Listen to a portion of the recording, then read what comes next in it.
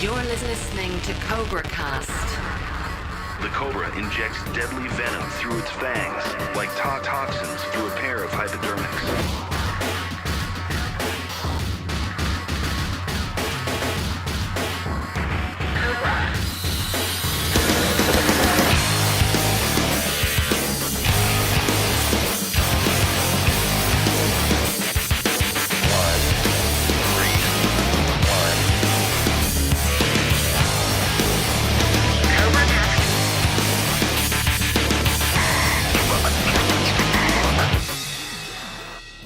This is the CobraCast, and here's your host, Bobby Sharron.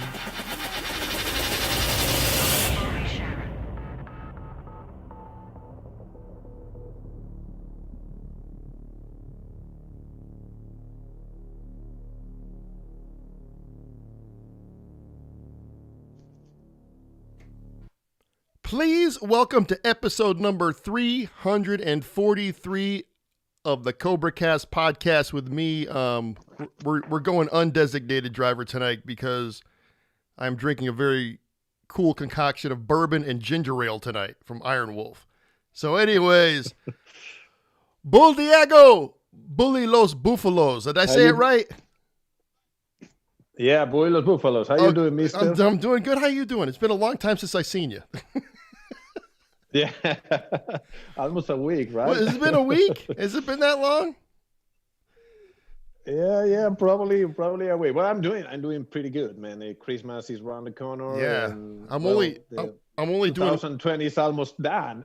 I'm doing one episode this week, and I'm doing one episode next week, and I'm just taking a break for a little bit. So, yeah, Christmas is this week. Man, it's crazy that this year is already over. You know, it's been a long ass year. It's been a shitty year by all means. And well, what's that? Most of the people they can't wait to be over. Well, I'm going to start 2021 off right. So I'm going to be getting right to work on January 1st. I'll be in the studio, I'll be booking episodes, and I'm going right for it. Forget 2020, it's all over. Anyways, so first thing first, I want to give a shout out to Iron Wolf Ranch and Distillery. Went up and bottled we did two pallets of bourbon yesterday. So there's a bunch of us out there bottling the bourbon, and thought of a lot of people because they're all Iron Wolf bourbon freaks. Not so much the bourbon we had the other night, but that stuff was horrific, man. We had a lot. That stuff was horrific. I like it. Honestly, I like it. I think it was very hardcore, but I like it. Did you drink that little bit that you took at the end, or no? Because I remember. No yet. Yes. You might want to drink it like now because it keeps getting hotter and hotter as it sits. So it's like. So if I drink it right now, bro, but tell the story what happened, because people, they don't know. Well, a lot of people know what happened with that bourbon. Yeah, people don't know. So anyways, I took a bottle of Iron Wolf bourbon, and as everybody knows, I grow Carolina Reaper peppers. Excuse me. And so I thought I was going to infuse some Carolina Reapers with a bottle of bourbon. So the instructions from Jordan over at Iron Wolf, he said to me, he goes, okay, this is what you want to do. You want to take maybe 2 peppers, and you want to slice them in, pieces, and put them in there and let it sit for about a week, maybe a week, right? So me being the overachiever that I am, I sliced up 4 of them, and I left them in there for a month. So anyways, I took it over to Rob Hinton's studio where 333 were recording last week. And actually Bull was there also. And we all took a shot, and I thought I was going to die there for about a minute. It was so damn hot. At the beginning, it tastes pretty cool because the bourbon is good, and that Carolina Reaper has like a kind of chocolate flavor, and I love spicy. I was living 3 years in Mexico, so I learned how to drink and eat spicy. Yeah. So at the very beginning, I love it, but like 2 or 3 minutes later is when the when they start But it started hitting very, very, very bad. Like, I didn't, super hot. man, to be honest with you, I didn't think it was going to be that hot. I really did. I was like going, oh, I have a little bit of a burnout. And when Eric Dickerson tells you it's hot, you know it's hot. That dude's got like a palate of insanity. That dude can take more heat than I've ever seen anybody take heat. And so anyways, I'm going to make another pass at it here pretty soon. And I'm going to just take 2 and put them in there for a week or two. Take 2, 1 week. 1 week, 7 days. And then we're just going to try it out then to see how it works. So, but I'm going to write a song. I'm going to write a song called Yes 2 and 1 week. Bum, bum, bum, bum, bum, bum. Yes 2, yes 1 week. Yeah, it was great coming out to see everybody because I'm the kind of person that doesn't like to get involved when it comes to recording, you know. I have like a lot of people, hey man, come out and we're at the recording studio, come on out. And I'm like, I'm one of those kind of guys that's just, you know what, you're paying a lot of money to be in that studio. You don't need me there. I'll come in when you're mixing or mastering, man, but go do your thing. And, but the guys in 333 are my brothers. So I said, Eric said, man, just shoot down. We're just doing tracks right now. We're doing drum tracks tonight. So I bought that. Hey, did you get some of the hot sauce that I left? Yes, the hot sauce is badass. I put it in everything. It's badass. And it's very spicy, but it's not as spicy than the other one. Yeah, than the bourbon you're talking about? Yeah. Because I left 2 jars down there. I'm using it. There is only one at home. Here at the studio, there is only one. Maybe some of the guys took the other one. And okay, good. Cool. I love it. I didn't know who took them. I didn't really kind of I just brought them down there, because I have like, I think 4 or 5 jars up here. But, hey, let me ask you something. So, I got to tell you one thing, which totally cracks me up. And when I walked into your, the place you live at with Rob, I could tell that no women live there. So, and the reason why is because no woman would allow a drill press like drilled into the kitchen counter with wires all over the place. And we have more. Well, the thing is, we are the good thing about living in a studio and house studio is you are working all the time on your shit, like recordings and playing guitar and fixing guitars. And now Rob is building custom pedal for me for distortion. So all that wires and cables and all that kind of things that you saw in the kitchen is because we are working on it. And then there are more. The kitchen is full of girls. It is a clean kitchen, don't worry, but it's full of rock and roll and stuff. Hey, so when I come over for a party, it'll be all cleaned up and there'll be drill press over there and stuff. I was cracking up when I walked in. I was like, God, this is great. It's fantastic. That way, the living room, probably there are 20 amps and 15 guitars, and there is no place for anything more. That's a musician. What a great thing. Yeah, it's a musician house. That's a musician house when you walk into place. I mean, it's a great house too. I mean, it's like an old style, like Santa Fe kind of a house, the way that's built with the Mediterranean, kind of Mediterranean style. Yeah. Hey, so, since this whole COVID thing's been going on, what have you been up to? I mean, you've been writing, and I know you guys did a video, which you're actually going to play tonight, which is very cool. So, I mean, have you just been kind of hanging low, or what? What have you been up to? Well, we did a pretty badass 2019. 2019 was our best year by far. So we were very confident on Christmas 2019 about 2020. So we started 2020 very good.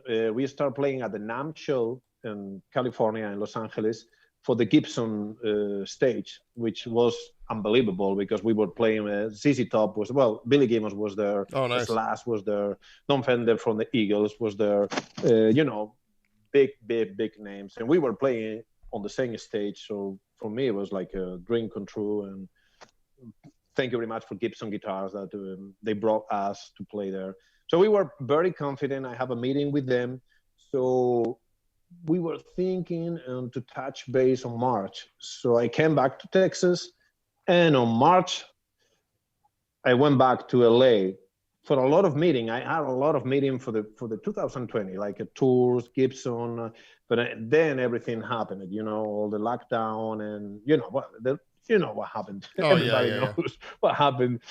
So then I was like stuck in California over 2 months.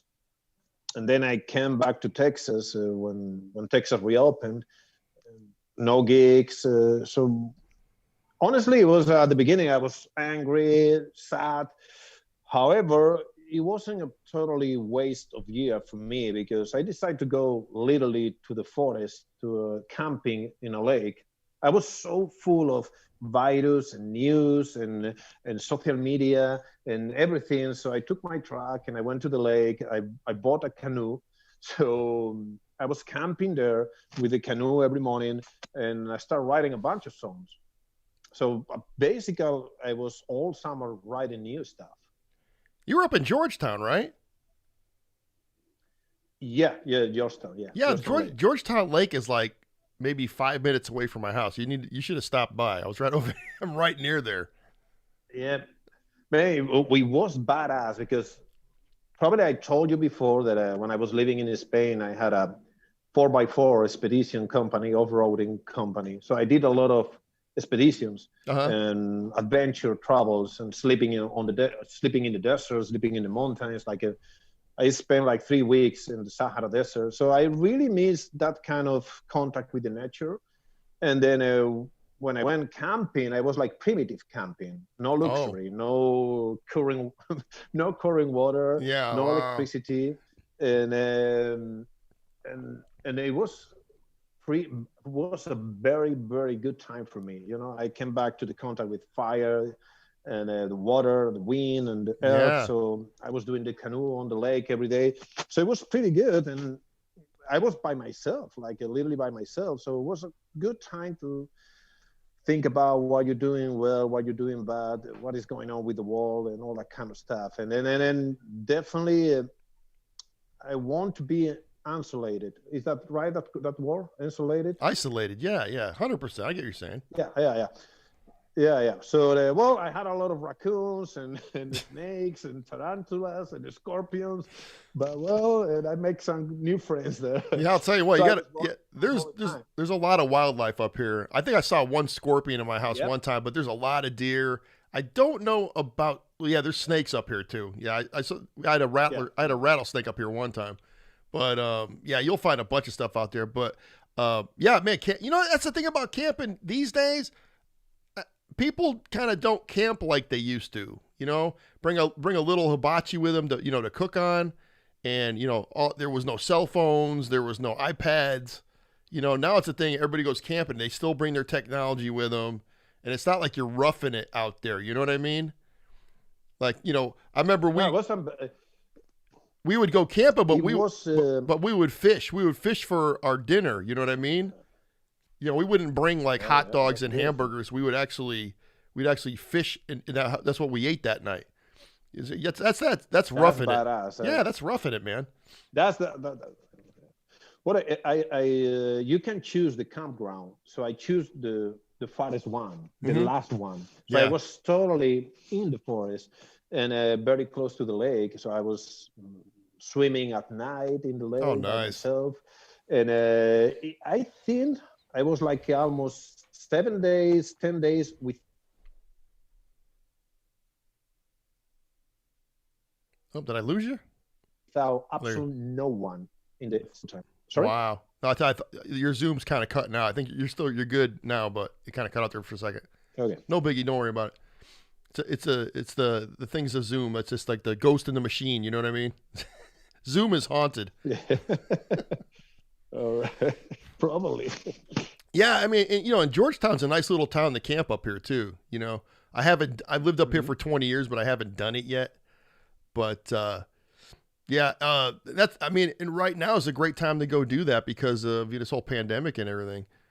So yeah, there was the right moment to do it because I didn't have any gig. All the bars were closed.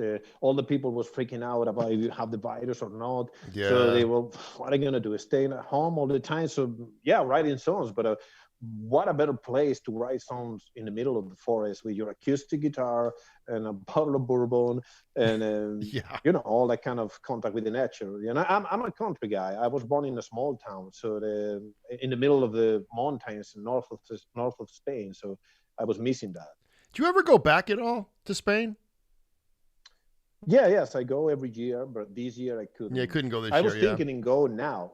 Yeah, I was thinking in going now in Christmas, but things there are pretty bad, and Well, I it know. doesn't make any sense. Well, I know that they canceled the January NAMM, the winter show, right? The NAMM show, they canceled it this year. They canceled South by Southwest. Well, South by Southwest is going to be virtual. NAMM show in LA is canceled, and they have another, the Summer NAMM in Nashville that that's the summer we were show, right? For that, but yeah, it was canceled too. We didn't play. Okay. I mean, like for 2021, do they have so the summer one's in Nashville now? Is that what the deal is? Yes, it's in Nashville. This year, 2020, was canceled. I think it's still running for 2021. Okay, that's cool. The summer now. Yeah, the summer. Yeah, I know. Yeah, I know the winter in Nashville. I know the winter. The LA is closed. Yeah. Yeah, the Anaheim show's closed. Well, what I did notice is they Come and Take It Live opened back up again. Yeah. So, but it's my favorite place in Austin. Yeah, I know, because we have our big January show, and we we postponed our show, sort of like what Skunk's going through with Skunk Fest. He had it going, I don't know how many times he rescheduled it and started up again with it and everything. And so he's finally got the date, like in March or April he's doing it. So we pushed ours off to June. But they're having shows there now, but it's very, a lot of social distancing. And, I don't know what kind of percentage they have that could come through the doors or whatever. But slowly. The thing is... honestly, I don't want to play with this situation because if I play I play rock, I want the people free to enjoy, free to breathe, and free to drink, and free to hug and shout, and it's a rock and roll concert, so it doesn't make any sense. If you play like a kind of different music, maybe, but for a rock and roll concert, I don't think it's worth it to do it now. And probably a lot of people go for supporting you and everything, but I'd rather wait to the situation, calm down a little bit, and come back rocking out. Yeah, well, now they got the vaccine out. Everybody's, getting the vaccine. I know some people have gotten it so far, and I don't know if it's really done anything yet. It's been a couple of days, but they say that the vaccine for COVID is going to be sort of like same thing as a shot for the flu. It's going to be that easy to get. Like you go to Walmart or you go to Target or whatever to their little department, get shot, and that's it. Because you need two of them. You got to do one at like 1 week, and then 4 weeks later you get a second shot. So, but they say that they're going to have enough doses. So by the time I think it was February or March, and they were saying that they'll have shots for everybody, which is going to be great because hopefully if everybody does the right thing and get their shots, and I'm not saying it's going to be gone 100%, but it's going to make a big dent in everything. So where people can start. Definitely. The vaccine. People will start, being able to go out and live a real life again, but safely. That's the main thing. Hey, so in Spain. Well, I hope So no, we call it. I don't mean to interrupt you, but it's so in Spain. Is the COVID-19 as bad as it is here, or is it like less, or? No, it's worse. Is it worse? Really? Spain had the biggest number in the world during the whole year. Oh wow! So it was the worst country, literally the worst country, even worse than Italy. So now Italy and I think Peru is worse than Spain, but Spain is a mess. It's a mess. Yeah, Spain was pretty bad. You have to understand, Spain is a small country, smaller than Texas, so it's 45 million people living in a place that is small, and then we have a lot of contact each other. We use the underground. We have big families, and we socialize a lot. So we had a very, very big time. Well, that's why bad time, not big time, bad time. Yeah, that's why it blew up so bad in New York City. You've been in New York City, right? Have you been to New York City before? I think I lost you again. Yes. Can you hear me? Yeah. I said, have you ever been to New York City before? Yes, I was twice. Yeah, you know how close. Can you hear me? I got you. I got you now. I mean, how close people are in that city. I mean, it is like. Yeah, it's exactly the same in. Yeah. That's why it took off in so. Madrid. That's why. Yeah, sorry. No, you're fine. It's this whole Zoom thing. It's really hard to kind of have a conversation on it, but that's why it took off so hard in New York City, because everybody is on top of each other. You know, either on the streets or in the buildings or on the subways. It's just wall to wall people, you know, and that's why it spread like wildfire. Like here in Austin, you know. Yeah, it was this. Yeah, we were lucky in Austin for a while, and all of a sudden, I mean, I know a lot of people that have it now, and I mean, there's a couple that I know. My buddy Teddy is in the hospital, and he's, you know, on a ventilator. He had a stroke. I think 2 or 3 strokes. It's just, it's real bad. And actually, my girlfriend PJ had a friend that worked for. Do you ever hear of Songwriters Across America? No, Songwriters Across Texas. Excuse me. I think I read about something on Facebook or internet, maybe. Yeah, it's called Songwriters Across Texas. Anyways, the guy that I'm going to say he was one of the owners of that organization. He passed away because of COVID. So yeah, Jesus. It's a lot of crazy stuff. You know, it hits people a different way. I was just wondering, because out of anybody I know, you're like the most you're like a world traveler. You're all over the place, you know. If it's not, you know, over in Europe, you're in Austin. If you're not in Austin, you're in LA. If you're not in, you know, if you're not at Graceland, you're back in Austin. You're all over the place, man. No one knows where you are these days. So, hey, I was going to tell you though, you know, the thing with California, I mean, it looks like to me like everybody's moving to Austin now. Everybody. I have a lot of people. In fact, I have a couple of friends that they call me. They're already here in San Antonio. But mostly of the people are coming to Austin. Yeah, definitely. LA is going down, and same with California. So, and Austin is a very it's growing very fast. That means good and bad things. Yeah. And we have a good quality of life here. It's getting very expensive, but we still have a very good quality of life in this city. So a lot of people is moving here. I totally get it. Yeah, it's funny to me, like, you know, it's all happening so quick, because I know Tesla, the car corporation, they're moving here. Yeah, they're moving here. And then Joe Rogan, the podcaster guy, he moved here already. And the funny thing is, like, every podcaster in the country is moving to Austin because of Rogan. Yeah, all the comedians, all the big time comedians are moving here. It's like, God. So it's gonna be like Hollywood, not Hollywood, but LA here, like in another year. You know what I mean? It's gonna be like, I think LA's maybe. And then you're gonna hopefully you're gonna see as record companies popping up here, like the Capitol Records will move here, and you know, all those big time record companies, whatever's left of them, will move to Austin, and it'll be more of a, you know, it'll be easier for Austin artists to be seen, you know, to be scouted and stuff. So. I'm hoping for something like that. We were talking about that. I came to Austin 6 years ago, and everything in this city moved so fast that it's unbelievable, except the music industry. Means Tesla is here, Google is here, LG is here, Microsoft is here, Apple is here.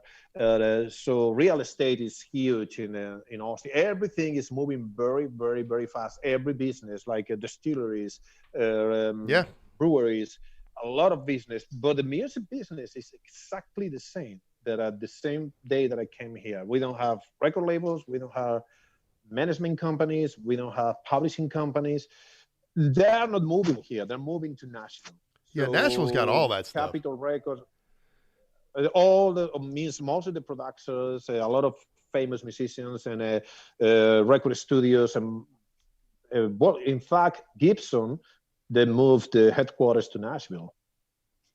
I wonder why, though, because Austin's such a big music town. I always wondered why none of the, you know, the big record companies or the publishing houses never moved here. You know, a lot of them are in, like I said, Nashville's the big hub now. I think Nashville right now is the new LA. Nashville right now is the LA of the 90s.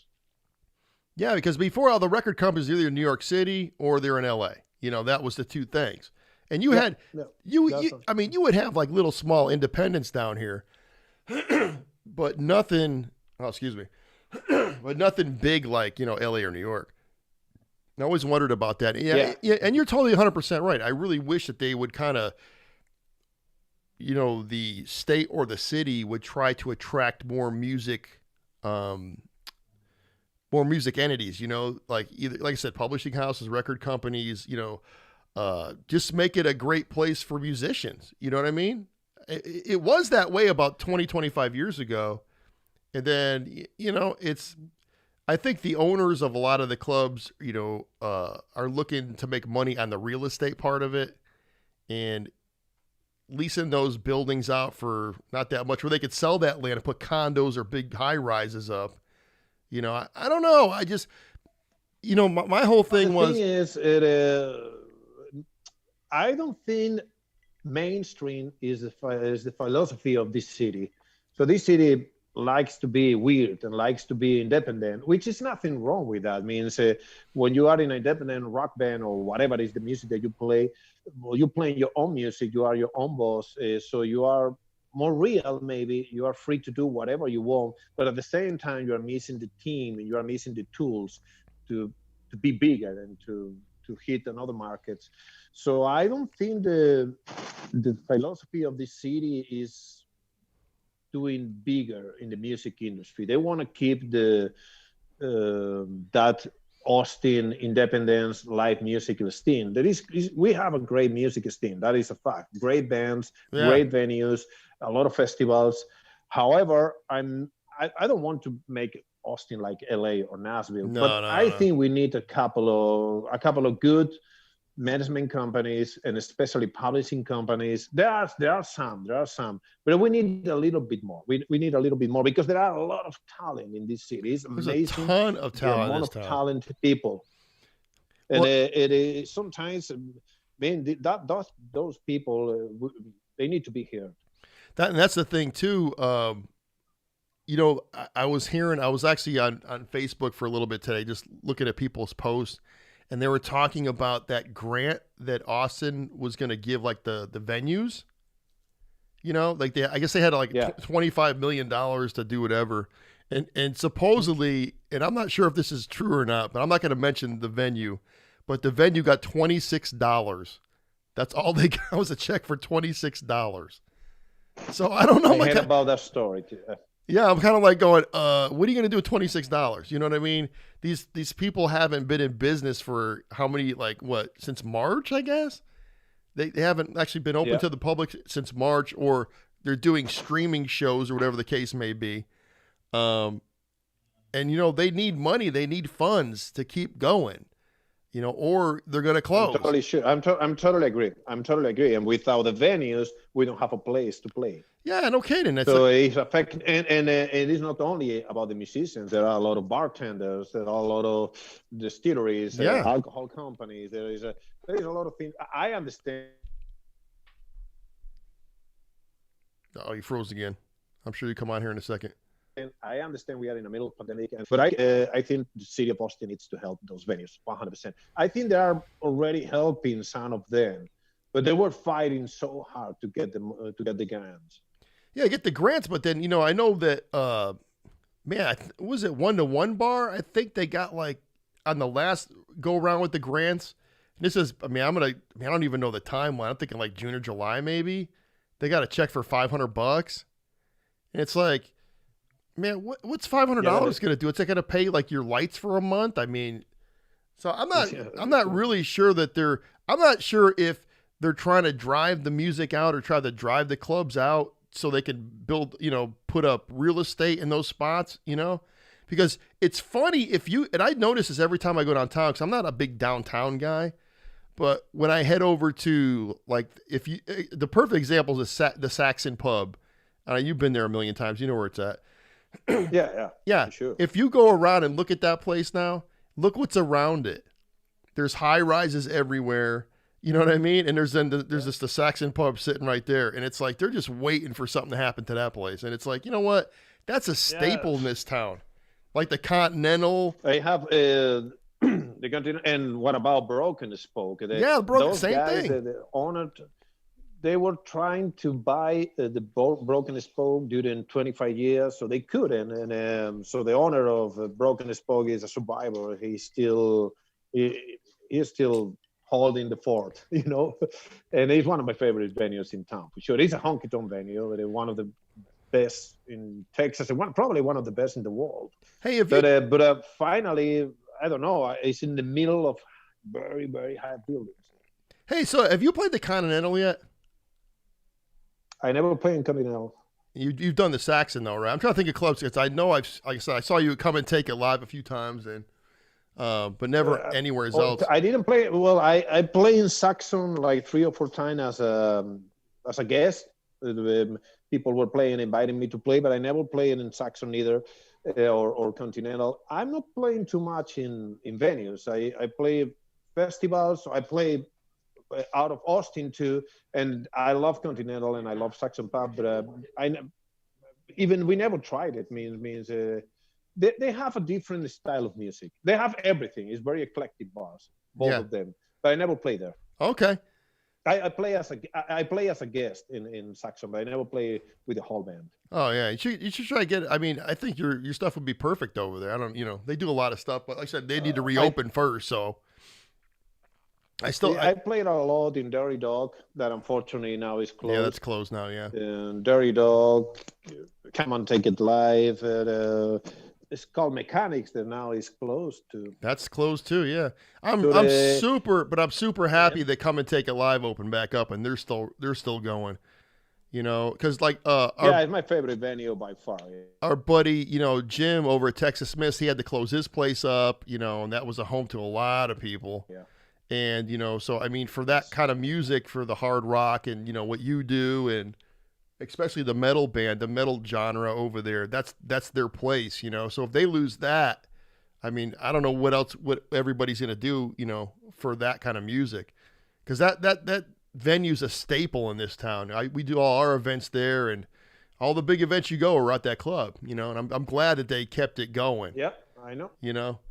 Because I'd be pretty sad that but my whole thing about it is though, I really think the new quote unquote the Austin scene, what's going to happen is it's going to be all the little towns on the outskirts of Austin. It's not going to be like inside Austin anymore. It's going to be like places like up in Georgetown and Round Rock, in Taylor and Hutto, up in the hill country, Iron Wolf's having a bunch of great events out there starting next year. Yeah. I'm agree with you. We were talking about that, even Fredericksburg still has mostly of the satellite towns around Austin. They have big venues, good music. So probably what is going to happen is that. So even like that, I love Austin, and it's definitely, and I live in many cities. I know, you're all over the place. I live in Mexico, I live in Africa, I live in LA, so but I really, really like Austin. But my strategy with the band never was overplaying constantly in Austin, right? Which I respect the other bands do. There are other bands that need to do it like that, or they want to do it like that. There is nothing wrong with that, don't get me wrong. I respect every strategy, but however, we had a different strategy. Maybe worse, maybe better, I don't know. So don't play too much in Austin.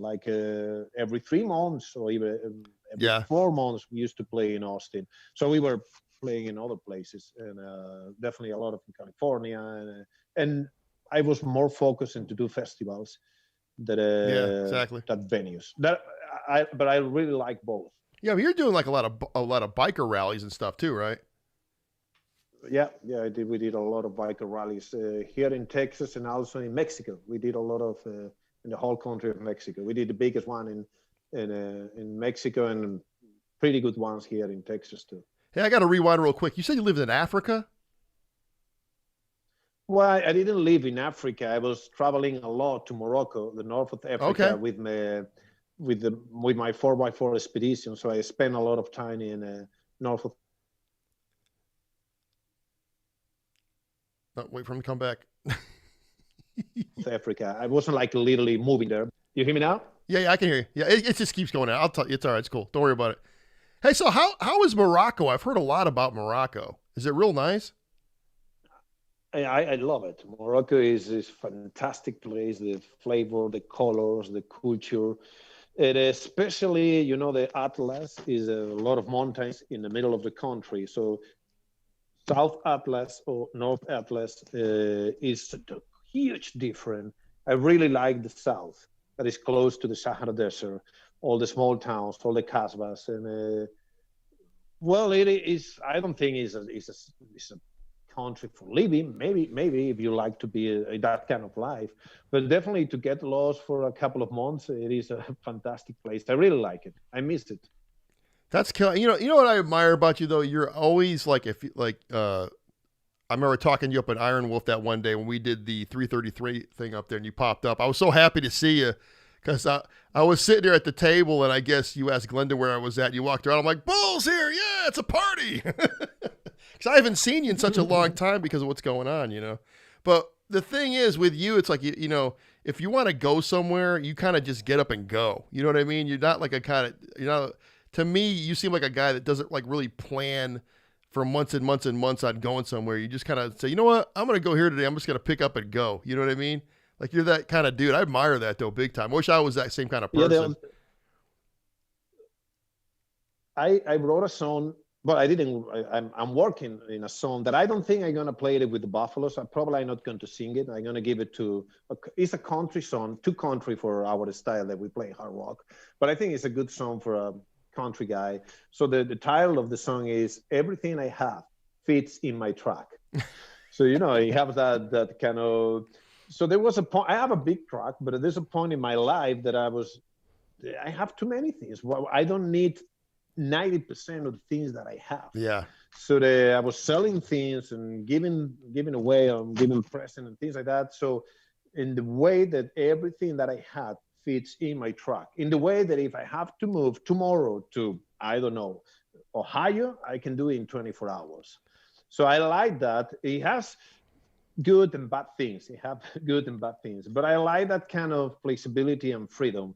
And I like Austin, but I have planned maybe next year I'm moving to another country, another city. I don't know.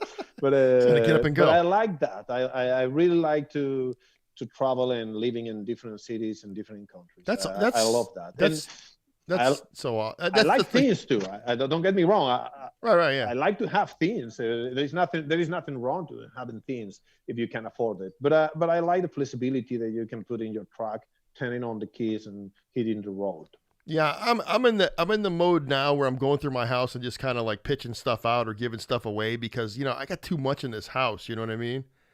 I mean, the studio is one thing. I got a ton of stuff in here, and this room will stay the way it is. But the rest of the house, it's clutter. You know, it's stuff. The way I look at it, you look in your junk drawer you have in your kitchen, and you open up, and there's stuff you haven't looked at in 10 years. You're not going to use it. Well, just throw it the fuck out. You know what I mean? Why even bother with it? Yeah. So that's what I'm going through right now. I have a lot of things. I have a lot of things in my home house in Spain, in Asturias. So I remember the other day, my father told me, "Are you coming for Christmas?" Well, I don't think I'm going because this situation, whatever. We were agreed. Say, what are you going to do with all your things? Because we have the basement is full of all my records and guitars and things like that. So things that I really want to keep, I send into Spain and I keep it in my house. The things that really mean something to me. Yeah. But 95% of the things, they don't mean nothing. Yeah, it's just material albums, crap. Yeah. Yes, books, comics, and then guitars and things like that, and memories and things like that. But we honestly, when I was camping this summer, I realized that we don't need so many things to do. You don't. You're 100% right on that. That's what the thing about America is all about buying stuff. When you're in America, everybody wants the best car, or they want this, they want everything. It's all about, if you watch TV commercials, it's all about buying stuff. You know what I mean? They want you to buy. You know what I mean? You don't even need half of the shit. You really don't. You know, do you need a brand new iPhone every year? I mean, not really. I don't think so. That's the thing. I'm not against the capitalism. Means I'm not against buying things. There is nothing wrong to have a nice car or to have a nice house at all. It's super good. However, like the necessity of have a new car every year, or well, if you can afford it and you're happy with that, go forward. But I don't think like making your whole happiness around things, I think it's a mistake. But there is nothing wrong to having things. I'm not a hippie, like living in a tent, and you know, like it means there is nothing wrong having things. But I think happiness is to be a balance between be one with nature. That's right. Be one with nature. That's all you need. Just depend. All you need. It just depends every person. That's what you need. You need a notebook, a pen, and then you need like a spear to hunt. That's all you need. And a little, some matches. That's all you need. You don't need anything else. All right, let's forget all this shit. Yeah, that's true. Let's forget all this, man. We got some great music to play. We got a video to play, and we're talking about all this crazy shit. But anyways, I mean, all right. But like I said, I haven't talked to you in a bit. I mean, I talked to you at Iron Wolf a little bit. I talked to you the other night. We were hanging out drinking that horrific bourbon. We were. I'll tell you, those guys. I'll tell you what. Those guys in 333 are gonna hate me. So, anyways, no, they really love you. They're a badass band, by the way. Oh man, they're fantastic. I really like them. Yeah, I'm super excited about Rob being with them and Trevor being with them. It's a whole different vibe with them now. Yeah. And the songs are Tony is a great singer. Oh yeah. Eric is a great bass player. Danny is a badass guitar player. So they are. Don't pump up Danny that much. Fantastic musicians, and the thing is to have good songs, and they have good songs, and they have a good stage presence and a lot of energy, and definitely Rob. I was working with Rob in the last 5 years, so mostly on my albums and recordings. He's a very natural rocker and musician. So Trevor and Rob now in the band, and I think it will make a different. It's a whole different vibe to it now. I already had. Yeah, it was crazy because. We got them up at Iron Wolf, and the only way they could really do it was to play acoustic because that place is not meant for like super hard rock. You know what I mean? It's, how that place is. It's more, I don't know. Honky tonk. But it's not bluesy. Because I was talking to them yesterday about bringing bands up there, and every band that comes on here wants to play there, and some of them are like speed metal bands, and I'm like, you know what, your speed metal's not going to work at that place. It's just not their crowd, So, anyways, when I wanted to do the whole 330, episode 333 with them playing acoustic, and then Tony's birthday, I just told him, I said, we're gonna probably have to go acoustic on this. I really can't see going out there full electric. I mean, I think it'll be too much for that venue, and so. They went out and did it, killed it. And then all of a sudden, hey, we're recording another record. What are you guys doing? Oh, we're doing an acoustic album. And it's like, so it's like, why take all the practice from Iron Wolf and let it go to waste? Let's just do an acoustic record. I was kind of, Yeah, that's a smart move. A real smart move. My whole thing is I really wanted them to do a live album next. But, what are you going to do? Yeah. I'm not part of the band. So anyways, this first song... The Preacher Will Have to Lie. What's up with this thing? Yeah. Well, I wrote that song in Los Angeles, in LA. So I was talking with a friend, and she told me, well, I'm trying to live my life in the way that the preacher doesn't have to lie at my funeral. like trying to be a good person. Well, and I say, I'm pretty sure the preacher will have to lie at my funeral. I'm pretty sure. And so I went home and I have like a bluesy song, and then I start writing like a more hard rock song. So that's the title of the song. It's talking about, when the people die, the preacher always say nice things about them. Yeah. And probably he will have to lie at my funeral and at yours too. I'll tell you what, I think the preacher's gonna have to lie at all of our funerals, not just yours. Yeah, I think he's lying in every funeral. So that is you already say that is what it is. It means so the song is talking about that, and nobody's a saint and nobody's a demon. It means we already have both. All right, let's hit this song. Here we go. The preacher will have to lie.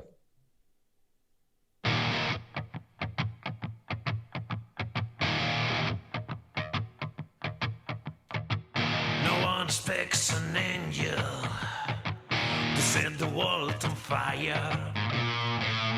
Always on open your doors, on the climb to power. You pray and in time and you practice all the capital vices against the preacher at your funeral. He will have to lie.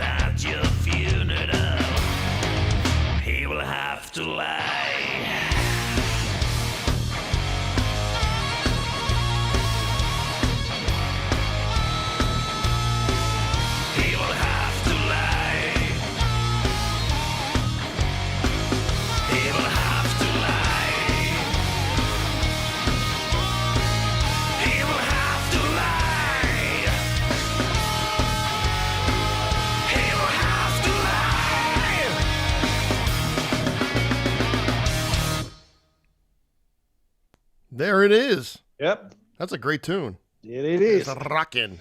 I like it. I really like that. Hey, I want to get into this new video you got. You just, you released it like what, about a month ago maybe? Has it been that long, or a couple, 2-3 weeks? It's going to be 1 month on Christmas Day, on the 25th. Cool. We already have 100,000 views. Wow. On Facebook Watch. Awesome. Facebook, not on YouTube. Yeah. Yeah, YouTube's a different kind of animal. No bad. Not bad at all. Yeah, YouTube is. We are very happy. Like with no promotion, anything. Yes, and with this situation, 100,000 views. It hit 100,000 views yesterday. Yeah, I mean, so it's a pretty cool thing. Congratulations on that. Yeah, I mean, you have Thank you very much, sir. But you have a worldwide kind of a fan base. I mean, you're not just like an Austin fan base. You're like kind of global. You know, you have so many fans all over the place. So we have a lot of followers from Mexico and Brazil and Germany. I didn't know we have followers from from Brazil, and looks like that we have. That's the weird thing about this podcast too, because I call it the record company of podcasts. It's like you submit the MP3 of the podcast, and they submit it to like iTunes, Spotify, iHeartRadio. It goes everywhere, and you can go on there and see exactly like where all the downloads are coming from. And I get a lot of downloads from like England and Ireland. It's really kind of strange where it kind of ends up. I had a couple. Yeah, you never know. I got stuff all over the place. And I mean, some of it's like in Japan. And I'm like, man, can they understand what I'm saying in Japan? I mean, you know what I mean? So. Well, Japan is a great market. It's a fantastic market. Oh, that's the thing, because it's, they know it's an Austin podcast. So a lot of people, I think Austin's a hotbed right now. So maybe they're searching out new Austin bands. And I deal exclusively just in like local Austin artists, because. Thank you for that. Well, you're welcome. But man, my thing is there's a lot of local Austin artists that just don't get any kind of platforms to do anything. I mean, a lot of them do, but a lot of them don't, I had a band on the other night that hasn't done any Zoom things, and they're a great band too. Just that they don't have that chance to do stuff because it's, the whole, I mean, because of the pandemic, everything's oversaturated and everything else. So everybody's fighting for that, fighting for that little cookie, you know what I mean? Trying to get fed. Uh-huh. So, what do you call it? Alone with the King. Let's get into that. So how did this whole thing, you told me a bit of the story, when we were at Iron Wolf, but I know there's a big, long story and I want to hear the whole thing. So if you want to tell it, I know it's the thing is, yeah, of course. I love what happened. So it was one of my best experience in my life. So, well, first of all, I'm a huge fan of Elvis Presley. So like a really, really big fan. So I think every rock and roll singer in this world loves Elvis. So Elvis did such a big influence in the world, in every singer and everybody. Yeah. I think he makes the world different. I got the tattoo. So anyway, I got the tattoo to prove it. So. Okay, that's. Can we show it? So is it on this arm? It's on this arm. I forget what arm it is. There, it's. You got it. You got it. You know what? Let me tell you a funny story about this really quick, and I'll let you go. Let you go on with the story. I don't mean to interrupt, but the day that I got the tattoo, right? I've had it for about 8 years. I was searching all over the internet to get the exact TCB logo because there's 100 of them out there, and yes. So maybe a half an hour before I'm going to me and my buddy Mike, we went and got our first tattoos together. And it was right around my birthday, I think. But anyways, I picked out the wrong TCB logo, right? It was a little bit different. So I'm like, man, he calls me up. He goes, hey, man, what time are you leaving to go over to the tattoo place? I think we're there at 10 o'clock. We had an appointment for 10. And I said, man, I really, really want to make sure this thing's right. It goes on and it's not coming off. You know what I mean? So I go on I don't know if it was every Elvis Presley Estates or I don't know what it was. So finally I end up on a copyright kind of site where to actually see what the actual TCB logo that was copyrighted. And the one that I was going to take was wrong. So the one I have my arm is the right one. So I almost went in there and got the wrong TCB. So I got the real deal. I'm glad you. And then it happens. That's a good thing. Yeah. And then when I got there, it was a little bit smaller. And the guy goes, "You need to make it a little bigger." So originally it's supposed to be like this, but it's actually like this. So, but I wanted it like it was like 2 or 3 inches. He goes, "You need to get it bigger than that." And I'll tell you what, I love this thing. Yes. It came out, but of course. But if you look at it, it's so well done. It doesn't look like, like your best friend did it. You know what I mean? Kind of just all jaggedy looking. It's like a good. Yeah, it's awesome and I love it. So it's probably the only tattoo I'm ever gonna get. So, anyways, carry on with your story there, sir. So well, like I told you, I was camping and I booked the camping and it was my last day. So I was having a breakfast, like cooking in the middle of the forest and thinking and come back home. I was in those days I was renting in Leander, Texas. So I was thinking and come back home. And then I was reading on while I was having my breakfast that Graceland just reopened after the lockdown. And then, man, I think it's the time to go. I don't have nothing to do. Going home now, being between four walls, and I was having such a great time. Oh, we lost you. I'm in the camping, so literally I lost it to Memphis. I didn't even check the wheels. Like I turn off the truck and I go, okay, I'm going to Memphis. So when I was driving there, I text Denny B. Harvey and I say, hey Denny, I'm driving to Memphis. Do you know a kind of nice and cheap motel close to Graceland? Yeah, go to this one. He texts me the motel. So I was driving and doing the check-in from the cell phone. So long story, I went there on a Wednesday, I think 11 or noon. They just reopened Graceland. So I was, literally, this is real, it's a true story. Graceland was totally empty. Nobody was there. Absolutely no one. Wow. Not a single soul. Nothing. Just the people that working there outside. So I was waiting there like for more people. So suddenly a girl that is working in the Graceland, she told me, are you coming or not? I said, well, by myself?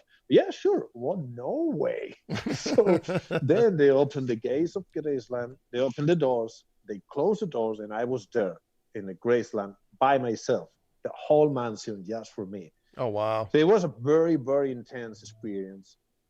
It was I took thousands of videos and photos, and a lot of good things happened there. That was like 1 hour and a half every single room. I was in the jungle room. I was singing I'm so high because he recorded that album there. Yeah, and, all like it was a big time for me, and I gave him a present that I left it on his grave. And I have my praise and I have my talking and everything. It was a very special. Oh, we lose you? Moment for me. And then I went to the machine. So I went to the motel, resting and assimilating everything that happened. So the next day I went to Sun Records, Beale Street, everywhere.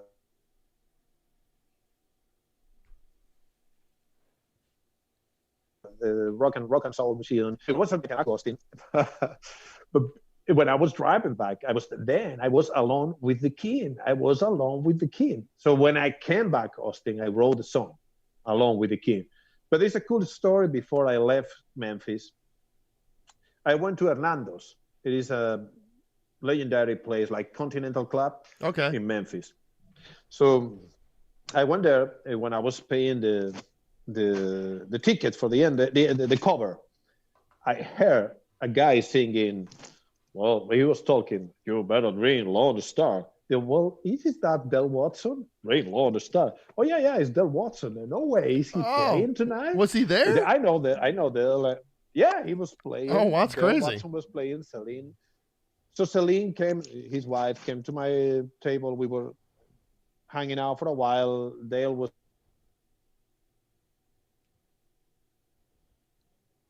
Zoom's acting crazy tonight. Was playing badass with a different band that they Austin.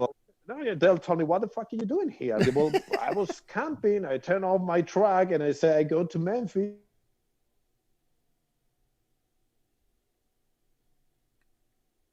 And then I was visiting he told me, I own this bar. Oh, wow. Both Hernando.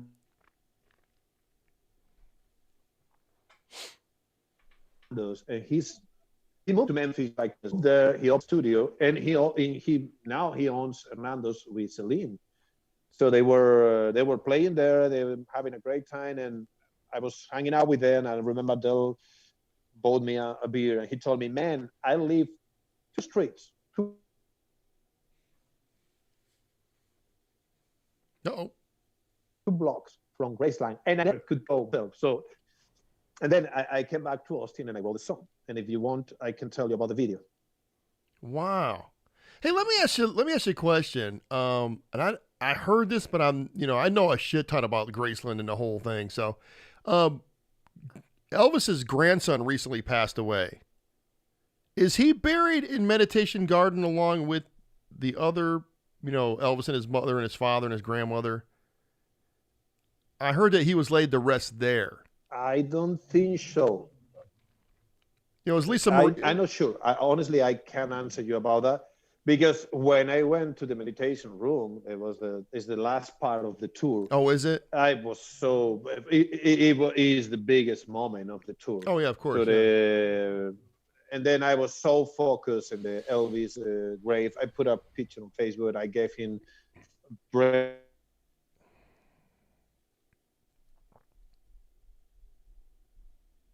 bracelet, the same bracelet that was in his grave and everything. So I can't answer you. I don't know. It's a good question, but I really can't answer you. Yeah, because I don't know. Like I heard it on I don't know if it was a TV show or something. Did you go to the racquetball court? Yeah. I mean, it's all filled up with just gold and platinum and whatever albums. Yeah, and then it was a funny story there. Well, it was like a totally every room and every place that I were, and the museum is amazing too. I took like 1,000 pictures. I only put a couple of them on Facebook, on social media, but I took like 1,000. Yeah, they really, in the past, 5 years, they put up a big museum with all his cars and his motorcycles and all his personal items. There's this one big, and here's the thing, I've never been there. I've never been there. Never gone. You have to. I know, I need to. I think I'm going to take probably like a long weekend trip over there just to do it, But, I've seen. Well, Memphis, not only, yeah, but probably Memphis, no. I'm pretty sure Memphis is the city with more history of rock and roll in the world. Oh, not yeah. Only in you. Oh, yeah, of course. 100% on that. Yeah. That's where it all started. You know what I mean? United States in the world. Because everything happened very keen. Yeah, everything started at the same. I think Austin has more of a 70s kind of a history. Tower Records was an amazing tour too. Where you went to? What did you say? Tower Yes, Records? But the thing that I'm agree. I was talking with. There is a funny story where the bars were open, some of them. So you have to eat something if you want. So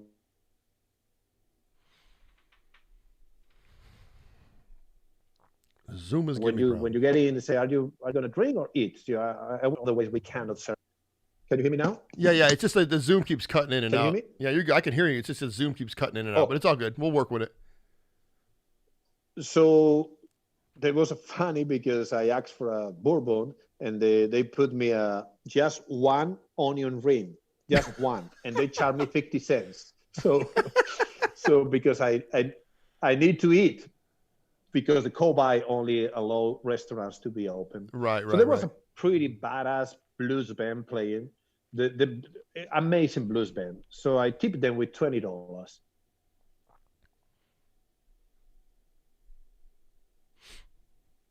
Here we go again. So the singer saw that I tipped me that. Okay. He told me, "Thank you very much, sir. It's very important for musicians to be tipped and this tip." And they say, "I know, man. I know." I was stand-up and say, "I know. I am in the same business." "Oh, so where are you from?" I was a stand-up. Everybody was looking at me and they say, "Well, I'm from Spain, but I live in Austin, Texas." So, "Oh, very cool. We love Stevie Ray Vaughan." And, so the guitar players say, "Well, I need to ask you one thing." The guitar players say, "What is better, 6th Street or Beale Street?" So I told him, "Well, since I live in Austin, I should say 6th Street. But after seeing you playing, I have to say Beale Street." Yeah, so I hear Beale Street's really cool. This is the right answer. So they play a Stevie Ray Vaughan song for me. That was a pretty good moment. Yeah, everything in Memphis was special. Yeah, it seems like that whole town is like kind of a time capsule. Really, it doesn't. I'm not saying it doesn't change, but it seems to be that old school kind of vibe still there, from what I understand. I've never been there, but that's what I hear. Well, it is. And in fact, I was in another bar, so I met a guy, the same thing. Where is that accent from? I'm from Spain, but I live in Austin. They say, oh, my wife is from Austin. And he was a drummer. It's like Austin. Everybody's a musician, right? Yeah. There is we were living in Austin, but we decided to move to Memphis. So he's playing in Memphis, and they said, what do you think? He told me, I love Austin, but it's very shiny. It's very new. And the thing that he told me, the thing that I don't like about Austin is losing the heritage. Is losing You're right. all the 70s Armadillo headquarters. Oh, yeah, that's been gone for decades. All the amazing things that happened in this city. And he told me, but we keep the good things here in Memphis. He told me the bad things too. But yeah, everything has. It's true. Every place has its bad spots. I kind of look at Austin now as I do Las Vegas, because Las Vegas is always changing. You could go to Las Vegas in 2020, and if you went there in 2023, like say 3 years later, or just say 2 years later, the place has totally changed. Because the way that they do it in Las Vegas is everybody wants to be the biggest property, and so I don't know if you know much about Las Vegas. Have you ever been there before? Yeah, I was there in 2018 a couple of times. Yeah, so the Flamingo, you know where the Flamingo's at, right? You've heard of that place. Yeah, the first casino. That's the first casino. That's been blown up and built like 7 or 8 times over the years, because they want to be the biggest and baddest thing on the strip. So they keep building. Yeah, if something doesn't work, they'll blow it up after 2 or 3 years, and they'll put something else up. So Austin's sort of like that. If every time I go downtown Austin, just driving by or whatever, which is not very often, I look around and I'm like, oh my God, I don't remember that building being there. I don't remember that shopping center being there. It's like all this stuff is just, it's just exploding. It's just so much going around, but like you said, the music part of it isn't really growing. It's all the tech companies and all that stuff. It's growing very fast with the good. Yeah, but like you said, I really wish that they would have the music venues grow along with it. Would be awesome. I know if you know me, I'm a very positive guy, and I still love Austin for many reasons. Yeah, and I don't see the music industry growing here. I think most of the people are moving to Nashville. The city is taking another direction. I think we will still have great talent people and great venues and great things happening here, like South by and a lot of good things. Yeah. Zoom fart. But I don't think this city being exploited is good and bad at the same time. I don't want Austin being LA or Nashville. Oh, I know. I want Austin being Austin, but a little more music industry, I think is totally necessary. I'm not talking about the live music. We have great venues, great festivals, and great bands. I'm talking about a little more support, a bigger platform to help the musicians to be heard and to hit the road and to do a little bigger things. I think, but the thing that I'm really looking forward to 2021, I think there's going to be a lot of new venues coming up. After all this is over and everything's kind of smoothed out, I think people are going to be buying clubs again for live music. Maybe all those older clubs that may be closed up, they're going to buy them up and rename them, and maybe we'll have a resurgence of stuff in this town. That's what I'm really looking forward to. I hope. Let's see what happens. So anyways, man, we just got off topic, but man, the video, Alone with the King. Video. I got the video. I got the video lined up, Bull. It's all ready to go. Yeah, the thing is, like I told you, I wrote a bunch of songs this summer, but I didn't want to put them out, all of them now in winter. It didn't have any sense. Release an album or release an EP. Yeah, I kept the I don't want to say the good ones because I think Along with the King is a good song, but I kept the very hard rock material for the next year, 2021, and a couple of rock ballads. So this song, Along with the King, was a tribute to Elvis, telling the story that happened. So I said, okay, let's put just a song out, a single, and let's do it with a video. So the idea was to bring in an Elvis impersonator to do some interaction with the band, but I didn't have a place to do it. So I was talking with Kara, Kara, that is actually is the Rob Skinton girlfriend. So she's an actress, she's a singer. So she told me, well, there is a fantastic theater from the 50s in Lockhart. Oh wow! And maybe I can hook you with them. And so it happened. They said, well, let's do it next week. So I went there the next week and I saw the theater and I said, this is the place. This is the place. So we talked with Stuart, that is the Elvis impersonator. So we did the video there. Kara was the director, and we had a lot of fun doing the video. Obviously, we have to take a lot of precautions with the hands and masks and everything. And it's a huge theater, so we're trying to do it in the right way. We were only 9 people, something like that. We didn't gonna go to like a super huge production. With this situation, it's very difficult to do it, to bring 25 people in. So we do like a kind of the goal with this song was ending the year rocking out and with a nice video and a cool song, Elvis tribute, and we did it. Yeah, the video looks great. Video came out really well. Yeah, it looks fantastic. Gary Feist, my accent is terrible, you know. Gary Feist, F-A-I-S-T. He's a great cameraman and an editor and director, everything. So he did my live album too.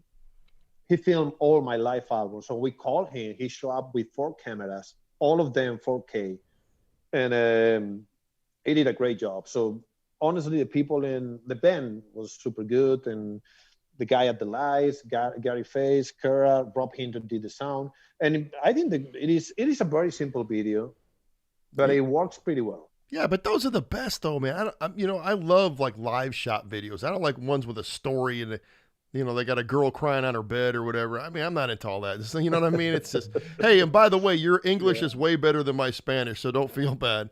I don't know dude. You've seen me butcher like the Spanish names of your songs. That's why I'm like, hey, what's the name of this song? Because I've lived in Austin for 30 years. You think I would have picked up on any kind of Spanish? I haven't picked up on anything. I need to learn. I just need to learn. And what's that? Austin is not very Spanish talking. It is more San Antonio. There are a lot of Hispanic and a lot of Spanish talkers. Austin is more like an Anglo, but so you don't need the Spanish in Austin. Probably in San Antonio, yes. Yeah. Or in LA, there are a lot of people that talk in Spanish. I picked up on the curse words. That's about it. So. Uh-oh, we got another Zoom fart. Thing is, when I came here, I didn't really concentrated at the beginning. I was so concentrated in my accent or my talking, and talking is lower. So I, curiously, 3 or 4 years ago, my English was better. But now that I don't have to think, I speak faster, and my accent is getting worse. Let me tell you something. I can 100% understand you all the time. So don't feel like no one can understand you. I totally 100% get what you're saying. So, anyways, let's play this video, man. I want everybody to see this. So, hey, I'll tell you. I'm going to tell you my favorite part of this video when we come back. Okay. All right. Here it is. Alone with the King.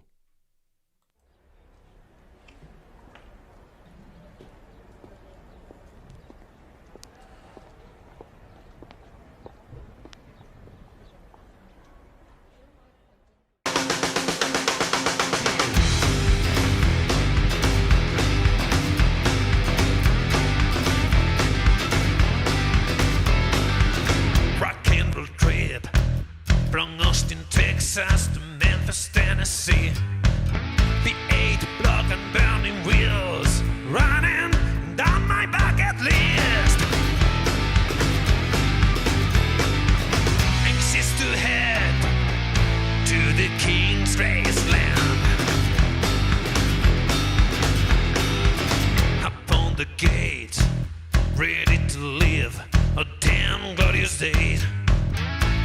drugs inside your moisture cup. No one else inside the house. I swear I felt a hidden touch, a call from a ghost, a frozen rush along the spine, a whisper singing on my back. Down on my knee, I was alone with the king. Yes, I was.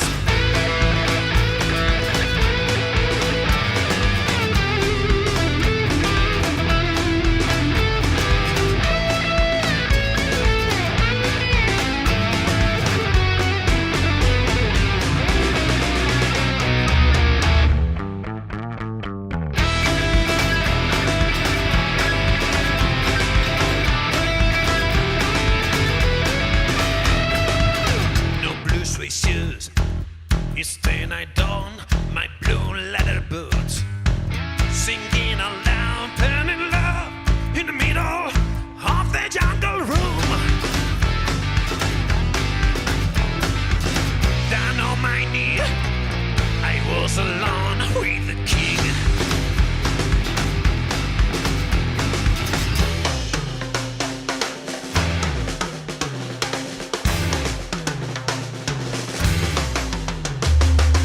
Found myself trembling and sweating right on his grave.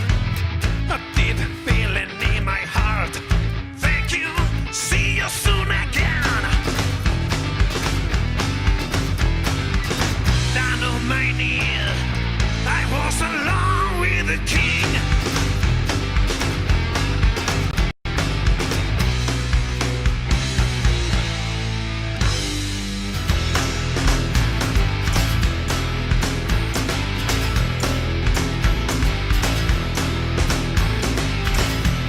Alone with the king. Alone with the king. Alone with the king. I was alone with the king. Alone with the king. Alone with the king.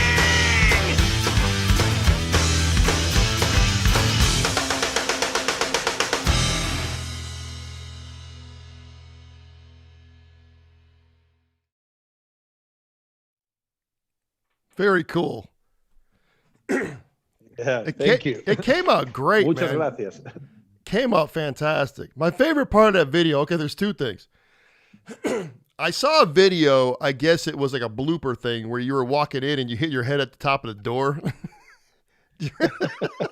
I hit my head and the guitar, and at the very beginning, the door of the theater is very small, and I'm very big. Yeah. So we did a couple of times, and then there was a time that I hit my head and the guitar at the same time. I put it on social media. Yeah, it was a funny time. And the second thing is skunk man hat and then a cowboy hat or whatever that thing is. This cracks me up. Where did he get that hat from? I don't know. He knows I love all the cowboy stuff. I love it. Yeah. I was wearing cowboy boots since I was 15 years old. So when Scan started playing with us, he told me, he told us, hey, well, I have a cowboy hat. Do you think it can work? Man, let me see. Yeah, works perfect. He's all the time with the cowboy hat. But every time he plays. Uh-oh. We got a zoom for it again. It's with the Bufalos. He was a cowboy hat. It's so weird because you never see him with a cowboy hat on it. And I saw the video. I just started cracking up. Yeah. So who's it? He Go ahead. I'm sorry. Go ahead. Go on. No, I was just gonna ask. He you. always uses it. Does he really? He always wears it. No, only with the Bufalos. He always uses it when we play with us. Yeah, I want to congratulate Skunk, man. He's got a great new podcast out. Yes. Is it Eclectic Soundtracks? Is that what it's called? I'm gonna brain fart. Oh, Zoom fart. Yeah. Yeah, Skang is doing a lot of good things, and the podcast is one of the good things. Yeah, he just started doing. He's at like 20 he's like 20 episodes in, man. I'm really proud of him, and it sounds great. I listened to all of them, so and I hope he does well with it. But I mean, on top of that, he's a phenomenal guitar player, and I mean, him on keyboards is another thing. He's a great musician all the way around. So who's in the band now? Very eclectic, yeah, and it was the same band in the last 2-3 years. It is Skalman Hatang of the guitar. Gustamos Giacomis, he always was the drummer in the last 3-4 years. He's great. And Jonas Sachs, he always was. Jonas, he was the first guy in the Bufalos when I came here in 2015.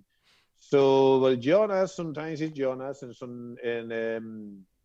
Tony Valdez, sometimes he's his substitute. So for the live album, Jonas wasn't in the live album, but Tony did a great job too. So sometimes it's Jonas, sometimes it's Tony. It just depends. Yeah, I need to how the planets start working. I need to order that live album because I was there when you taped it.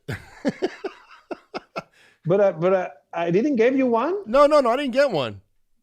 No, I was just gonna order it, man. I was just gonna. Man, no, don't order anything. I was totally sure that I gave you one. I'm really sorry, brother. No. Don't apologize. No, I was totally sure that you had one, bro. No, we were there, man. We had a great time. It was a great show. Great show. I mean, the band was super tight, and Adrian played right before you, I think, from what I remember. Yeah. See. Oh, yeah. I see the T-shirt. Yeah. We actually bought these shirts from that night. So, I love this shirt. People always. We knew that Adrian wanted to nail it because he's a badass guitar player and a great rock and roller. So we knew Adrian. He was the girl to do it.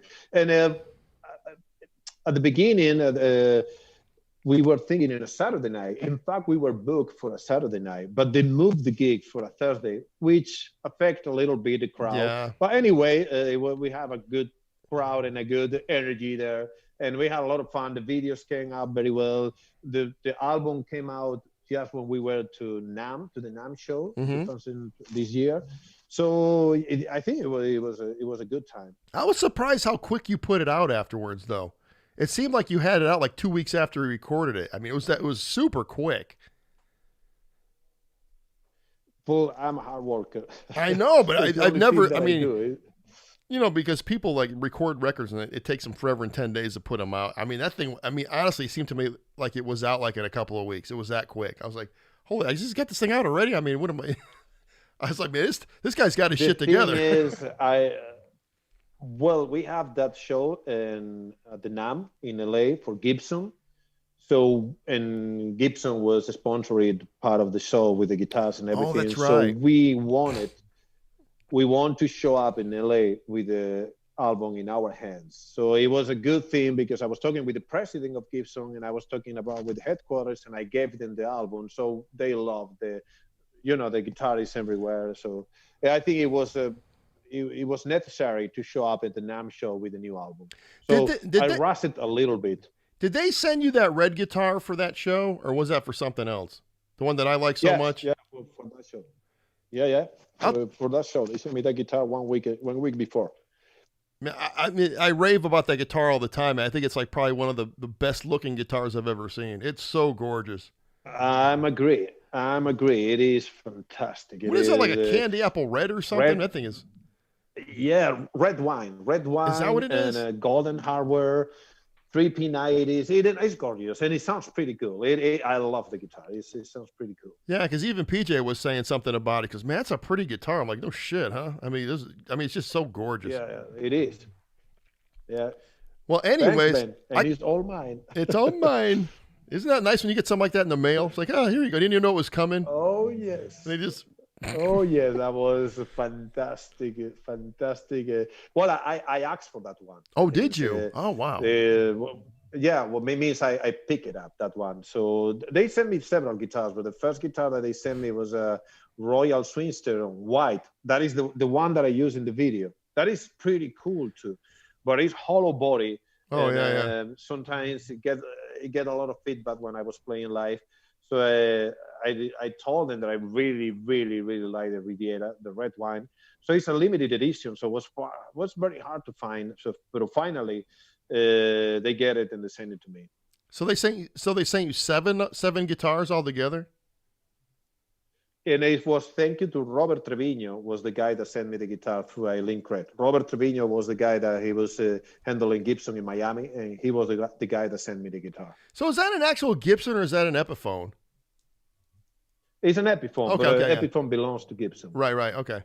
Yeah, I didn't know what it was because, I mean, they make such great guitars. I mean, of course, Gibson's legendary. I mean, so. Yeah, but basically, Epiphone, honestly, it has almost the same quality that Gibson. Sometimes it's not about the brand. It is about, sometimes you have a Gibson Les Paul, Les Gia, same number series, made it in the same week, and they sound different. I always was a Gibson guitar player and Epiphone. I always had Epiphones, and I love Epiphones. They're gorgeous and sounds pretty good. I'll tell you what, it must be nice to go to a company and say, oh, I like that one right there, and give it to me in red, and 2 weeks later it's at your house. That must be a beautiful feeling. Well, yeah, well, it was. And then Maclovio from LA, that I have a great contact. He's the guy that runs the Gibson showroom in LA. He was the one that sent me the white one and an acoustic guitar. Honestly, Gibson treated me very, very good. That's awesome, man. I'm so happy for you. You deserve it. I mean, you're a great guy and a great guitar player and a musician, and Austin loves you. So, anyways, Scan will tell you Scan is the guitar player in the band, no me. He is the badass. I'm a rhythm guitar, and he does everything. Yeah, he is a badass. I'll tell you what, man. I've known him for probably a couple, 2-3 years now. I mean, when I started doing the podcast about 4 years, he was pretty early in, and he came up with a bunch of characters and, I think Willie Blue Balls and all sorts of crazy shit. Him and Rob had some German band that they put together. I mean, yeah. And I was like, and they're like, hey, you want to try this on the podcast? I'm like, sure, let's do it. And I'll tell you, there was this one thing. Was it the Gusenheisen clan? You remember that? You know what I'm talking about? Yeah. Oh, of course, I remember that. Yeah, it's badass. So they came up here, and they're looking down at the table. They're kind of doing, and we're all trying not to laugh because they're doing all. Yeah. They got all these homophobic slurs and all this shit that they're saying, and we're all trying not to. I heard the podcast. You heard the podcast? We were just trying to get through it, trying not to laugh because we're trying to make each other break. You know what I mean? I was asking him all sorts of questions, and Rob's trying not to laugh, and then Skunk's trying not to. I'm over there dying inside, And I'll tell you what, people the next day were going, "Who are those guys for real?" I'm like, "Yeah, they're from. I think they're from Germany or they're Germans or something." And one girl was saying, "Man, they're really funny. They should be like comedians or some shit." I'm like, "Oh my god, this is shit that they were saying was just terrible, But yeah, but anyways, getting back to, like I said, but Skunk's a cool guy. I love him to death. I haven't seen him forever. I talk to him online every now and then, but I'm glad about his podcast. I'm glad that he finally got the Skunk Fest off the ground where he's going to go do that. We're going to come out and check that out. Anyways, I need to play a quick commercial for Iron Wolf Ranch and Distillery, and we will be right back. Check out our friends at Iron Wolf Ranch and Distillery in the beautiful hill country just down the road in Spicewood. Go there for cocktails, live music, and fun times. Plus, grab a bottle to go. They're family and dog friendly with 15 acres of games and hill country views, award-winning craft spirits. They have it all. Bring your pack. It's a really cool vibe. There's something for everyone. Ask for Iron Wolf at local bars and restaurants. Check them out online and social media. Iron Wolf Ranch and Distillery. Bold spirits. Texas attitude. Bam, we're back. Just like that. See how quick that was? Yep. Fantastic. That was good. Hey, so... and I like that whiskey. What's that? Oh. I'm going to have to... I like the whiskey. The bourbon's really good.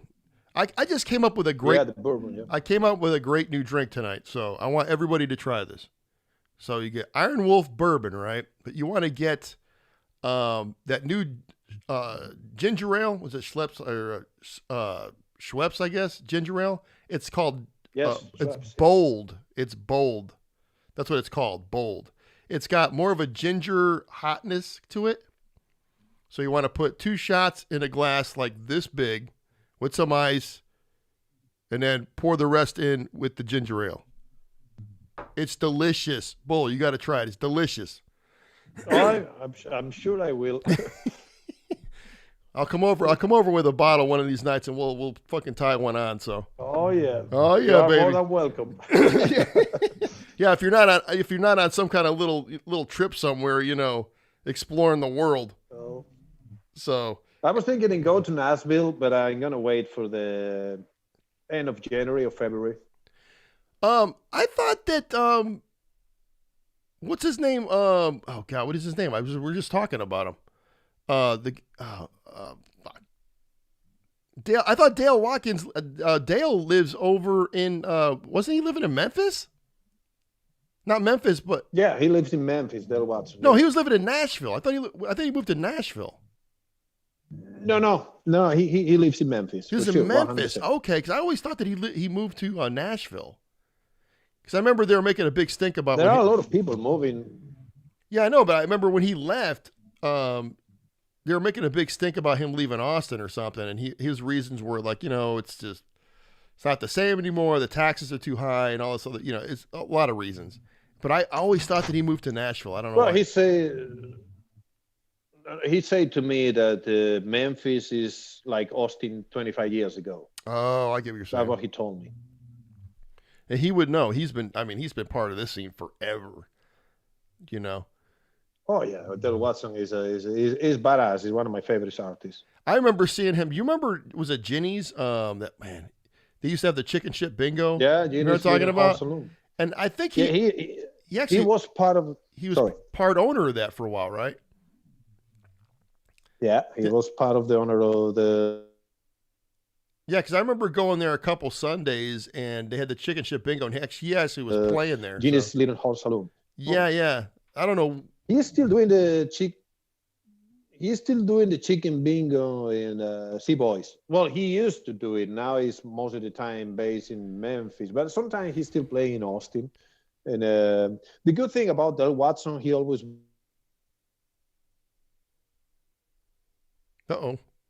Zoom fart. Was himself, and his music, everything. So, and he is a great singer. And he's a great artist. He has charisma. So.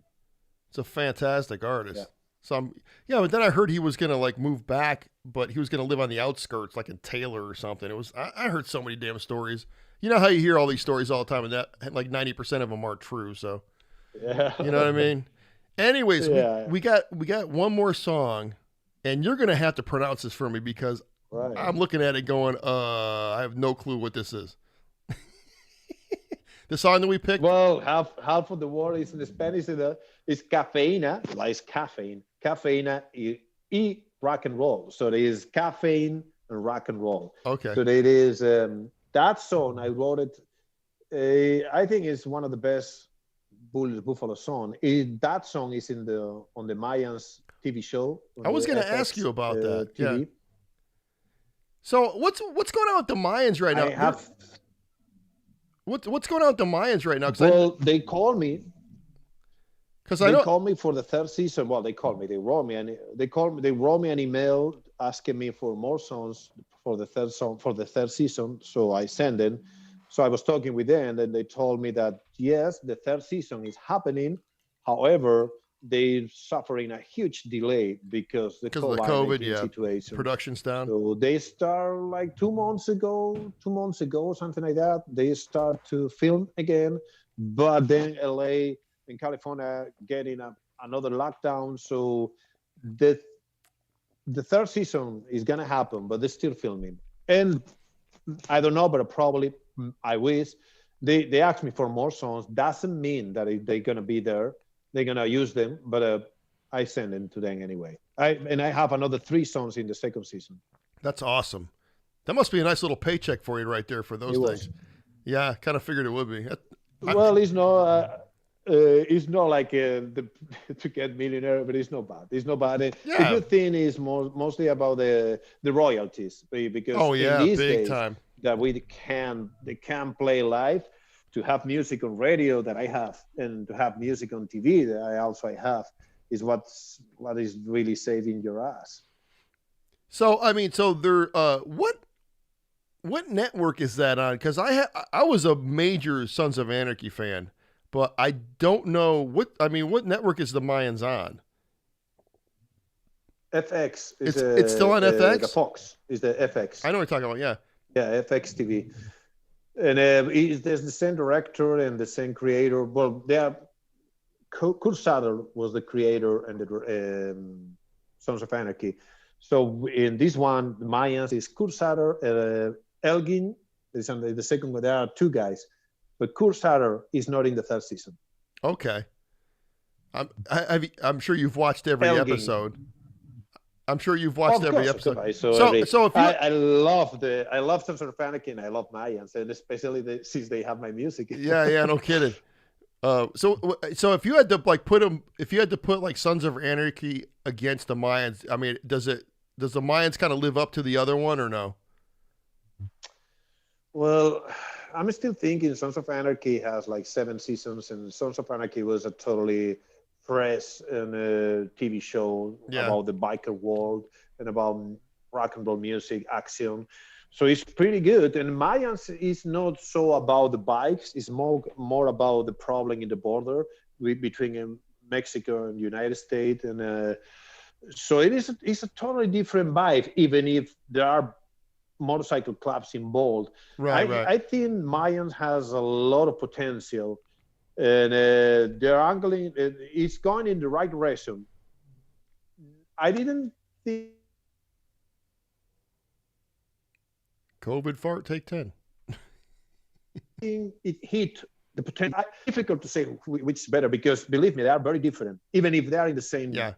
I'm not saying like one, I'm not saying like one's better than the other. I was just kind of like how they kind of stacked, how the Mayans like stacked up to like, the Sons of Anarchy, like it was sort of like a continuation of it, or because I mean, Sons of Anarchy was so big, it was so huge, and I was really excited when, the whole Mayans thing was going to come out. I just haven't seen it yet, even though it's been 2 seasons. I need to really I don't have effects. That's the problem. So I'm going to have to make maybe everything, because we cut the cable and we're running Apple TV now. So what you need to do is you have to get a subscription for each channel pretty much, So I'm going to have to go buy, a subscription for that, I guess, and check it out. Have you got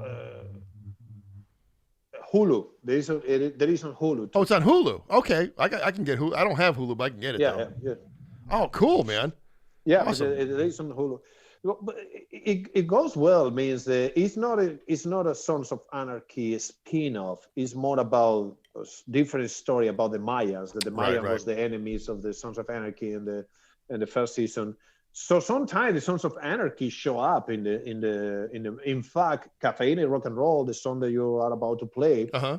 It is featuring when the Mayans are in the clubhouse, and then the Sons of Anarchy show up in the clubhouse too. So my song is between the two walls. Oh, awesome. Well, let's hit it. Here it is.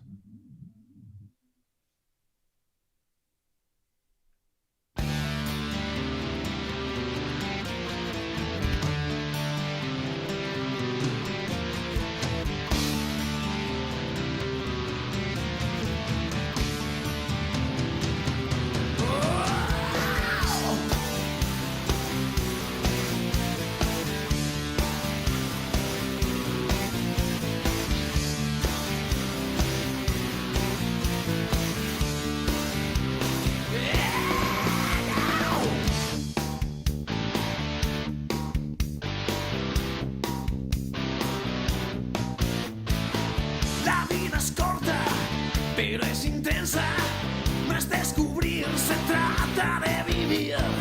Si al despertar aún respiras, no te preocupes, tan solo fue un mal día.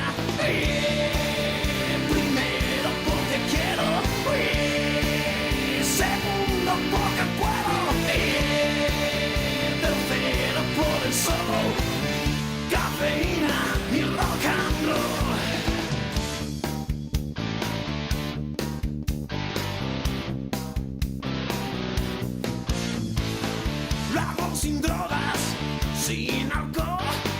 sin sustitutos de la acción. No necesito tu simpatía, alta adicción, baja motivación. Primero porque quiero, segundo porque puedo, tercero por el show, cafeína y rock and roll. Yeah.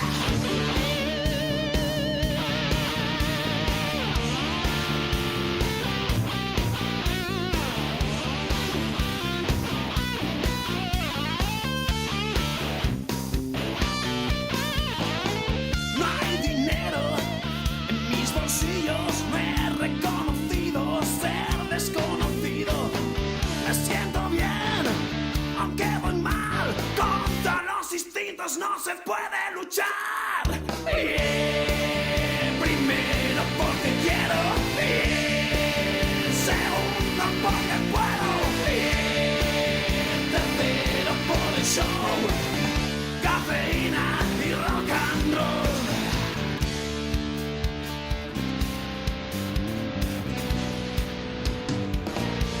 Y rock and roll.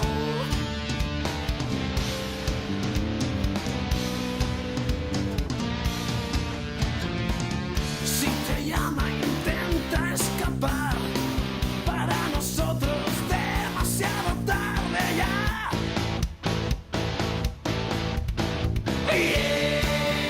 Primero porque quiero, segundo porque puedo, tercero por el show, cafeína y rock and roll, cafeína y rock and roll, cafeína y rock and roll, cafeína, rock and roll, cafeína y rock and roll, yeah, yeah.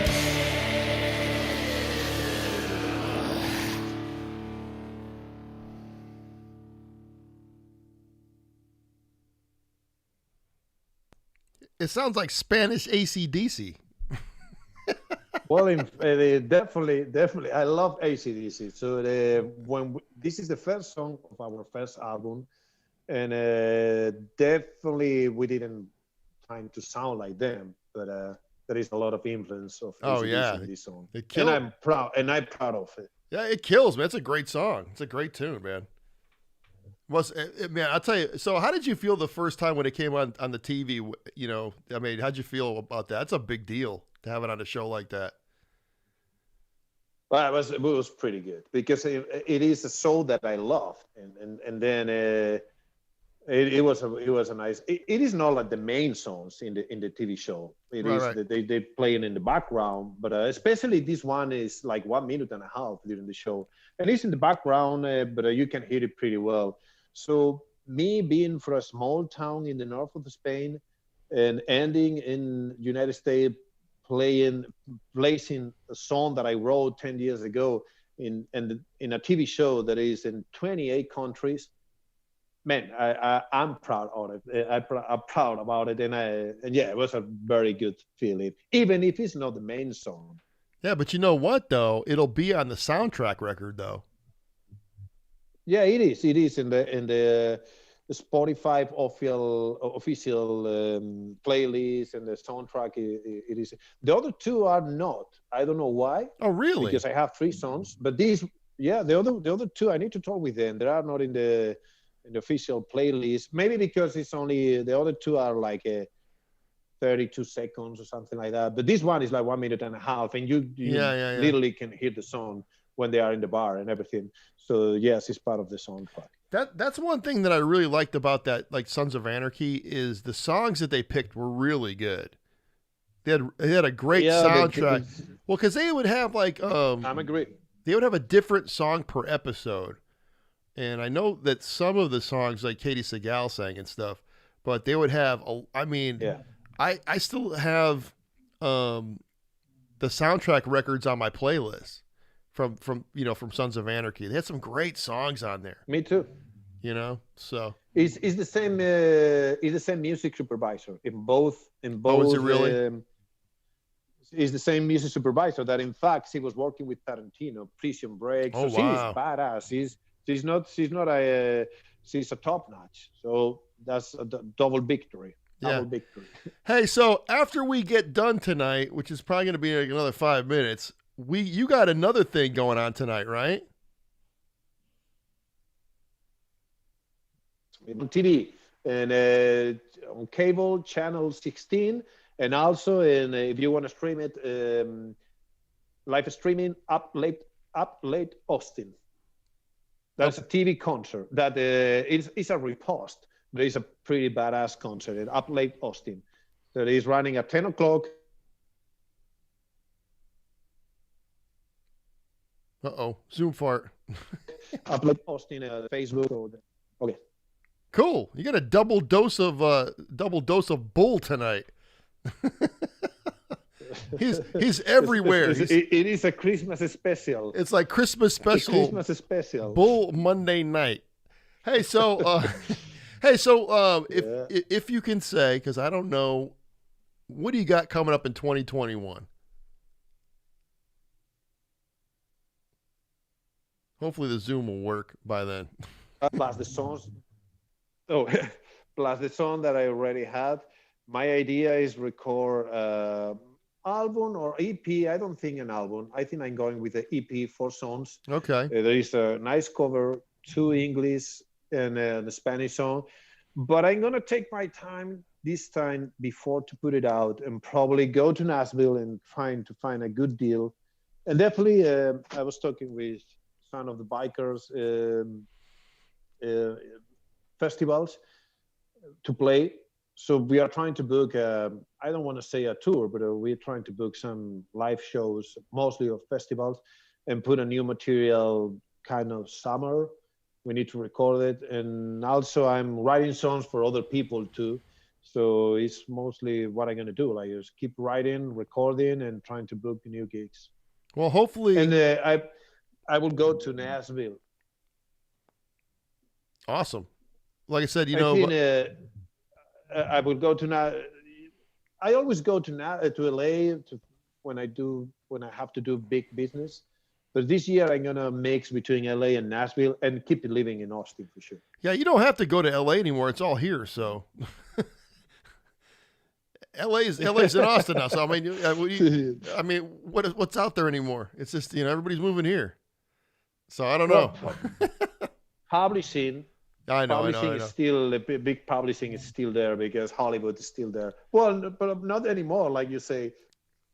Yeah, I got a couple buddies out there, and they were telling me like their game is they count how many U-Haul trucks they see in a matter of 5 minutes, like and he goes because you wouldn't believe the amount of people moving out of LA and out of California, so.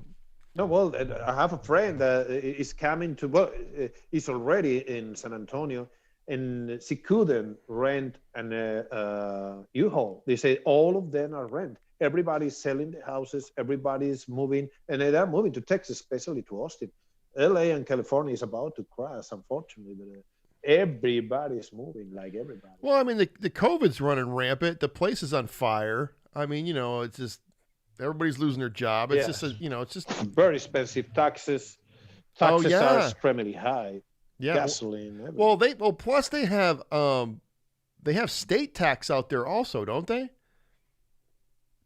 So they have state taxes. So we don't have it here. Yeah, so you're paying double. So in Texas, you don't have a state tax. That's what I think a lot of people were kind of going, okay, this is what we need to do is move to Texas because we're going to save this amount of money. Yeah, and you know what I mean. So. Yes, that's. All right, Bull. So, where can people find you on social media? I know you're everywhere. Well, the website is bullylosbufalos.com. So through the website, you can go to Facebook, Twitter, Instagram, and YouTube channel. The website is pretty cool too because we have all the videos, songs, photos, concert news, biography. So I'm mostly the time more in Instagram on Instagram than on Facebook, but we are on Facebook, Instagram, Twitter, and YouTube.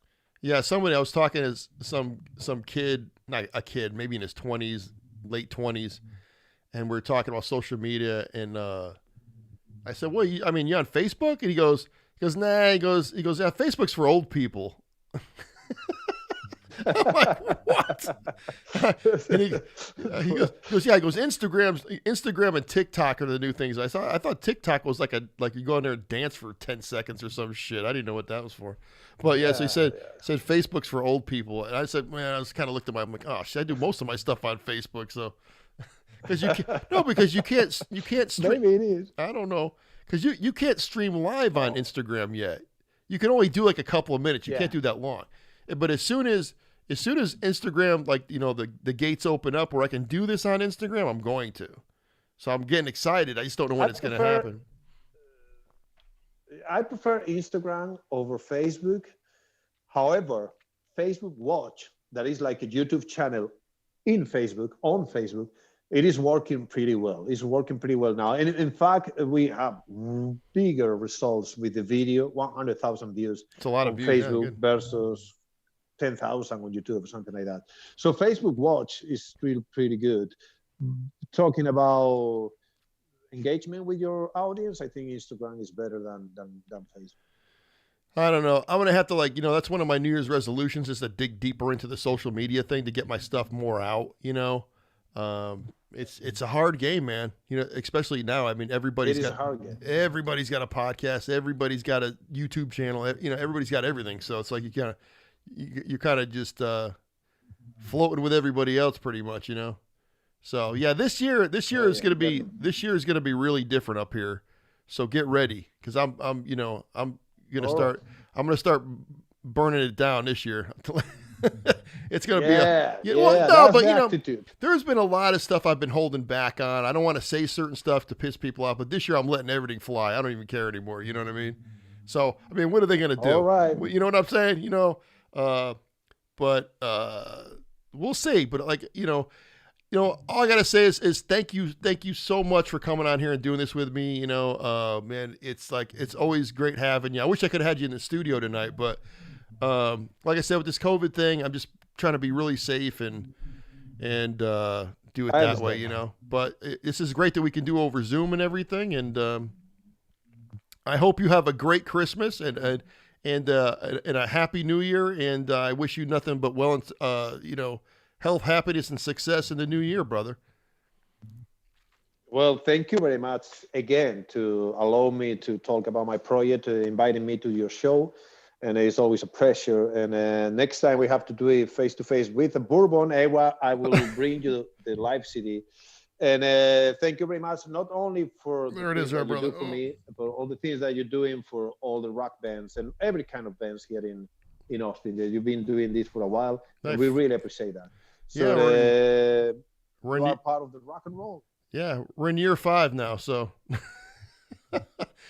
Merry Christmas to you and your wife and your family. Have a great time, and cheers. Hey, so is the 333 guys over there? Probably they're in the studio. Yeah. All right. Well, tell them I said they're recording. Tell them I said hello. And anyways, watch Bull tonight at 10 o'clock. And what was the channel again? Channel 16 on cable and Up Late Austin and social media. Awesome. Live streaming.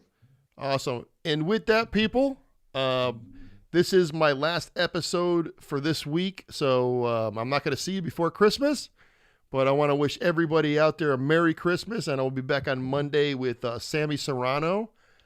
She's got a great new single out, and we're going to have her on the Zoom.